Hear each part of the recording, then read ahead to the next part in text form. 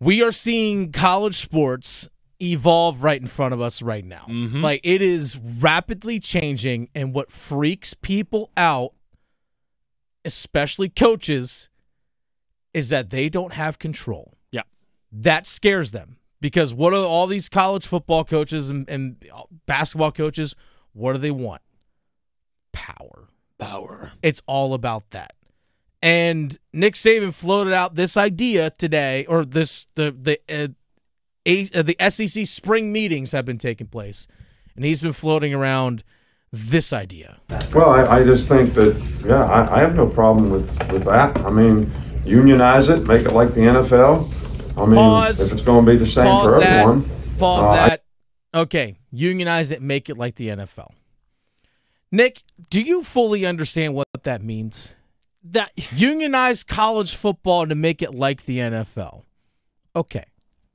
What does that actually look like? What is the NFL, Lewis? It's 32 professional organizations. Private organizations that are able to share revenue. Yes. That sharing revenue. Share revenue.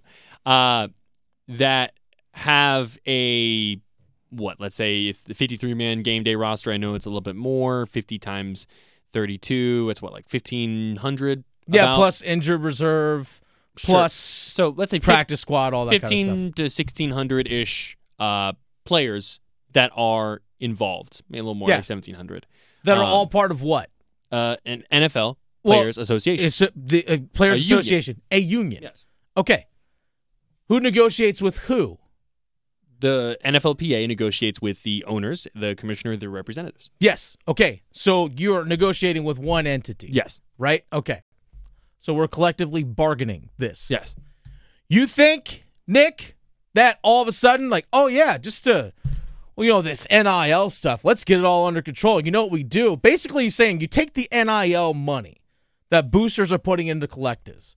Well, if we unionize the players and we make them employees, then we can just pay them NIL money that way, as opposed to players actually having the freedom to go out and actually negotiate for themselves and earn as much as they want to. Mm-hmm. It's funny how some people cry for capitalism, but no, you can't have what you want. No. They're actually going to limit on what you get. And that's the thing.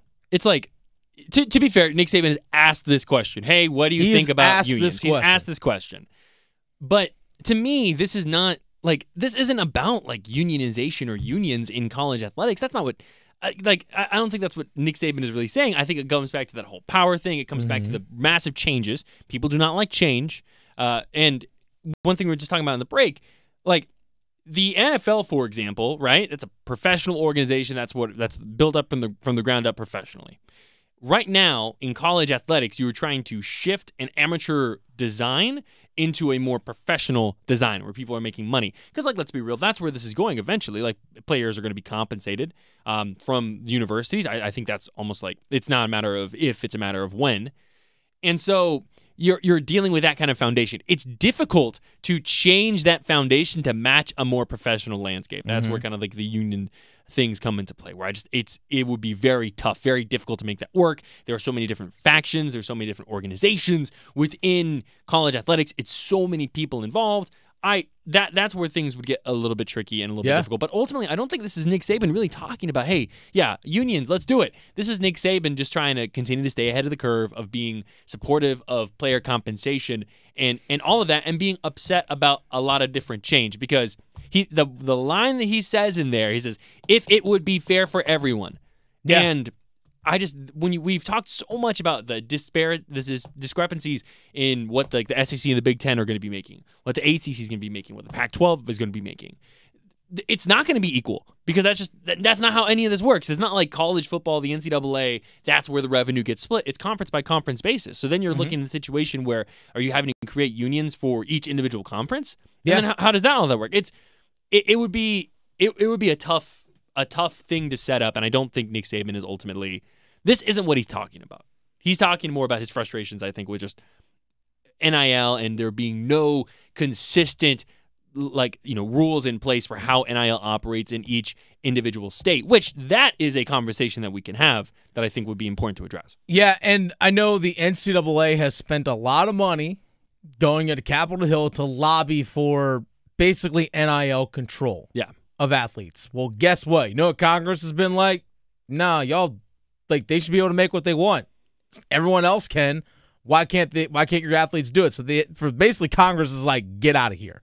Like, as much money as NCAA and conferences and time they spent on Capitol Hill and D.C. to try and get this stuff regulated, they're like, no, y'all figure it out. And a lot of states are like, yeah, athletes can go do what they want. Go make your money. Go. Now, I will say this. If you want to make sure there's a separate conversation with NIL to make sure athletes aren't getting taken advantage of, yes, or maybe signing into contracts and deals with agents or entities where things can really come back to bite them, that's a separate conversation. Because, again, these 18, 19, 20-year-old kids, people way older than that get taken advantage of as well. So that's a separate conversation. But you know what? Quit crying about it, college coaches. Quit crying about it. Go coach your team. Yeah, NIL is a thing. People are tampering. It's happening. You know it is. Well, guess what? Everyone's playing with that right now. So go deal with it.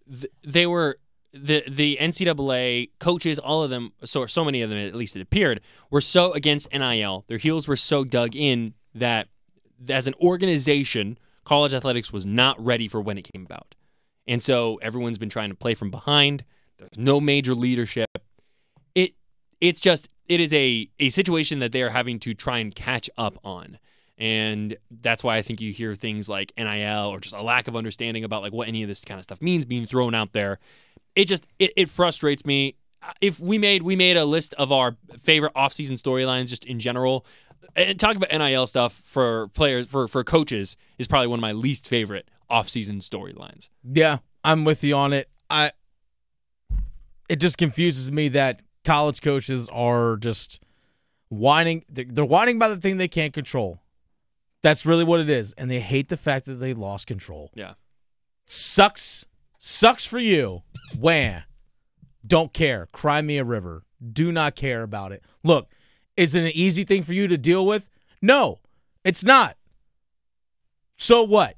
There's a lot of difficult things that everyone in their employment has to deal with that they don't like dealing with. And that's part of yours. Suck it up. Suck it up.